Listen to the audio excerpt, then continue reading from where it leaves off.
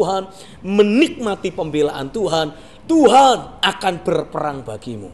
Tuhan membuka jalan bagimu. Sehingga setiap apapun yang kau lakukan dibuat Tuhan berhasil. Terjadilah di dalam nama Yesus. Amin. Sebagai pahlawan yang memberi engkau kemenangan, Dia tidak akan membiarkan engkau terus mengalami kegoncangan. Karena Alkitab jelas memberikan penegasan, walaupun orang benar itu goncang, Tuhan akan meneguhkan. Bahkan ketika orang benar itu terpeleset, jatuh, Tuhan tidak akan membiarkan dia tergeletak. Dia akan angkat engkau kembali. Dia akan pulihkan engkau kembali. Dan hari ini aku berdoa di dalam nama Yesus, kasih setia Tuhan berlaku dalam hidupmu. Kesetiaan Tuhan akan menggendong engkau, memberi engkau kekuatan, memberi engkau jalan keluar, sehingga engkau akan selalu sanggup menghadapi apa yang harus kau hadapi, berkemenangan dalam segala hal, karena penyertaan Tuhan nyata atas hidupmu. Terjadilah di dalam nama Yesus. Haleluya. Tidak peduli apa yang menjadi kondisi dan keadaanmu saat ini, kuatkan hatimu, yakinilah, bangun dasar keyakinan ini bahwa Tuhan masih terus memegang hari esok. Dan Dia merancangkan bagimu masa depan yang gilang gemilang penuh pengharapan. Mungkin kau berkata, tapi Pak Stephen, saya sudah terlanjur lemah, tawar hati, tidak sanggup lagi.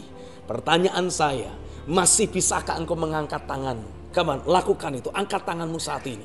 Masih bisakah engkau sambil mengangkat tangan berkata, Tuhan, tolong aku masuk ke masa depan yang kau rancangkan. Ulangi kalimat itu, 1, 2, 3. Tuhan, tolong aku masuk pada rancangan masa depan yang kau persiapkan. Oh, haleluya. Ketika engkau berseru kepada nama Tuhan, Alkitab mengatakan, Tuhan akan datang padamu. Dia menggendong engkau masuk kepada perjalanan menuju masa depan yang gilang gemilang penuh pengharapan. Ya, betul. Kita memang menyembah Tuhan dalam ibadah setiap kali hari Minggu. Tapi sering kali tanpa kita sadari, dari hari Senin sampai hari Sabtu, kita terus hidup dalam dosa. Kita hidup dalam pelanggaran. Kita menjalani hari-hari kita di dalam percampuran. Iya, kita memang orang Kristen. Tapi di luar sana sebagai bisnismen, kita tidak menjalankan bisnis kita sesuai dengan prinsip firman. Kita pakai prinsip bisnis orang-orang dunia yang kadangkala sangat jahat sekali. Prinsipnya kalau aku tidak makan kamu, nanti aku kena makan. Jadi bagaimana? Ya sudah, gua makan aja elu. Sehingga sebagai akibatnya tanpa kita sadari, kita menjalani kehidupan sehari-hari kita sebagai orang percaya dengan penuh percampuran dalam hidup kita. No. Tuhan tidak menghendaki hal itu terus terjadi. Bapa rindu setiap kita sebagai orang percaya bisa terus mengalami pekerjaan firman dan roh secara mendalam. Sehingga kehidupanmu terus diselaraskan dengan firman. Kehidupan sehari-harimu akan bisa terus alami tuntunan dari roh kebenaran itu. Sehingga engkau bisa menjalani kehidupan sehari-harimu dalam segala kebenaran. Oh, saya percaya pada hari-hari ini, sebagaimana Tuhan memberikan penegasan dalam kitab Petrus, dalam kitab 1 Petrus. Kalau Tuhan akan menghakimi dunia ini, maka pertama-tama yang akan Dia hakimi adalah gerejanya terlebih dahulu.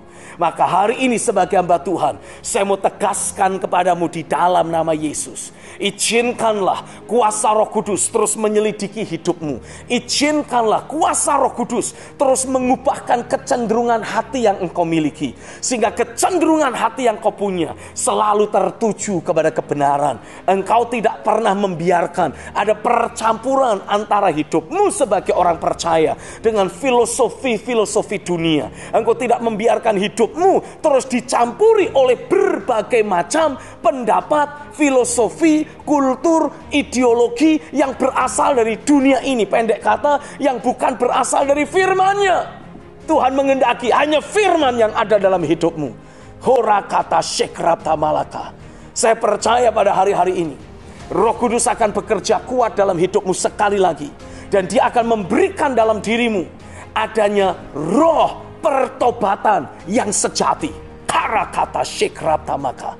dengan roh terus menyelidiki hidupmu, semakin kau mendesak masuk dalam hadirat Tuhan, semakin terang kemuliaan Tuhan, terang kebenaran firman akan menyinari hidupmu dan akan mengekspos masih adanya percampuran-percampuran yang tersimpan dalam filosofi-filosofi hidup yang kita miliki, tersimpan dalam dasar keyakinan yang kita punya, tersimpan dalam sudut pandang yang kita punya, tersimpan dalam kehidupan sehari-hari, kebiasaan, atau mungkin bahkan sikap hati yang kita punya. Itu semua akan diekspos, itu semua akan dibongkar. Oh, saya berdoa roh yang mengadili dan roh yang membakar, seperti yang dinubuatkan dalam kitab Maliaki pasal yang ketiga ini, akan mulai Tuhan hadirkan dalam hidupmu. Setiap kali engkau berdoa, setiap kali engkau menyembah, biarlah roh yang mengadili, roh yang membakar akan datang dalam hidupmu. Roh yang mengadili itu akan mengekspos apa-apa saja yang masih keliru, apa-apa saja yang masih manusiawi, duniawi, bahkan kedagingan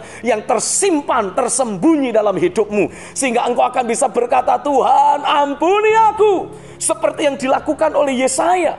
Ketika Tuhan menyatakan kemuliaannya, terjadi interaksi dengan para serafim, dengan malaikat-malaikat Tuhan.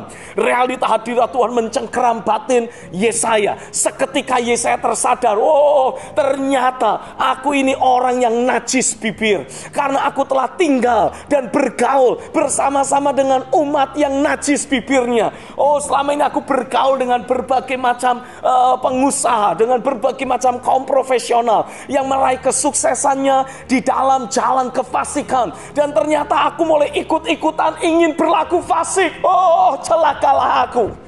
Biarlah realita hadirat Tuhan mengekspos itu semua, segala bentuk percampuran, segala bentuk ragi-ragi yang menghamiri kehidupan kita. Biarlah akan Tuhan bongkar dalam hidupmu, karena itu adalah pekerjaan dari roh yang mengadili.